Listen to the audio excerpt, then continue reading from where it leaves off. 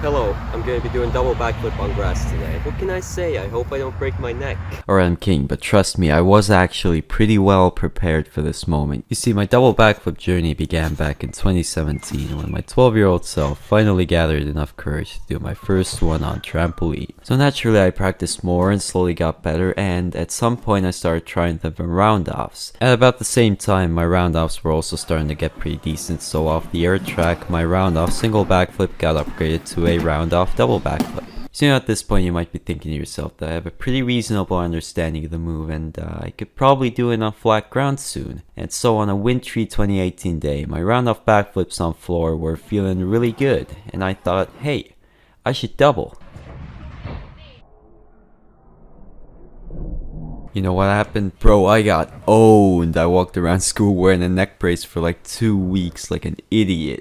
So the fact that I decided not to use a mat when trying it for the first time ever and that I generally wasn't quite good enough are legitimate concerns as well, but the real problem is that I did not obey the most crucial rule of double flips. And that is, if you commit to a double flip, you do not let go during the second flip. Letting go of your tuck during the first flip, that's fine, usually ends in a safe fall. Letting go during the second flip, I really don't want to get into visualizing all of the ways your neck will end up being the very thing you land on. Just gonna say that almost always it's gonna be way worse than holding until the end. If I would have held my tuck until the end, I would have made it to my knees and actually been completely fine. Well, anyway, after 2 weeks, I was fine again and I got back to some more double backflips. I had to get over the fear of doing one again after almost snapping my neck in half, but after like 50 single backflips, I did double again. I actually got some pretty good attempts in, but clearly I didn't really want to go back to floor again because I'd just been provided with concrete evidence that my technique was severely lacking. And so after this session, I went off to Christmas break and put the idea of doing double backflip on floor again to rest to give my technique some time to get better. So a couple years go by during which my round-offs get better and I do some occasional double backflips to mats until in 2021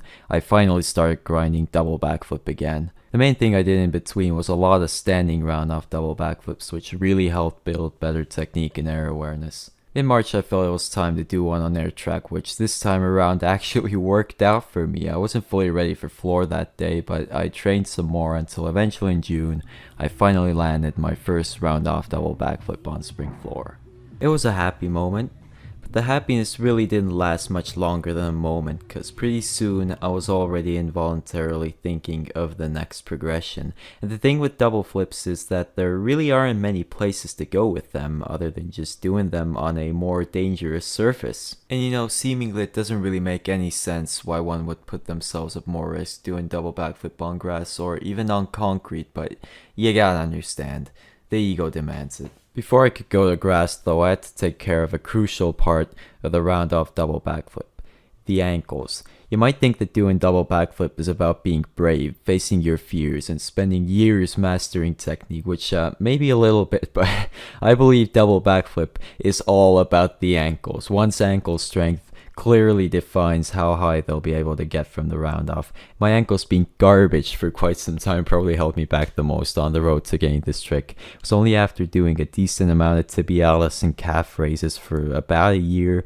my ankles felt ready for the impact on grass. So as my ankles were getting stronger, my double flips were also advancing. Round off double backflips on spring floor became relatively easy, and I also managed to land full in. I also started doing some standing double backflips, which helped with flip speed a lot. That was pretty overpowered, and it was about the time when I did this elbow round off double back that I knew I was ready for grass. The goal was to do it this summer, so clearly I kept putting it off throughout the whole summer. Suddenly it was September and I was like, damn, wait, I'm running out of time.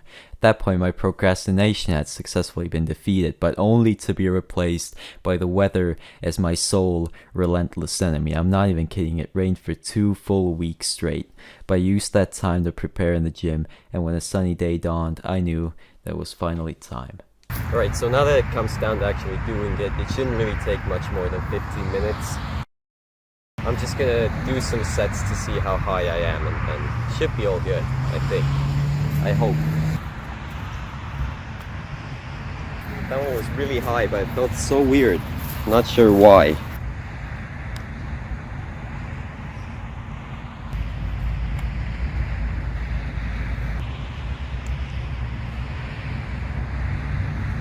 having so much self-doubt about this. Like, what the hell am I even doing here? Am I sure I even want to do 2 backflips? Like, isn't 1 enough, man? But nah, I gotta do it. I gotta do it. There's no other way. Alright, I think I'm ready. Let's go. I'm not fucking doing that again.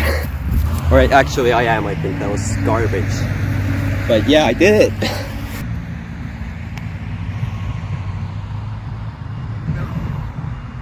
No. I gotta do a 3rd one. No. 3rd one better be good, okay? You know what? I'm taking it. I'm not doing a 4th one. That's good enough. Oh. Thanks for watching, guys.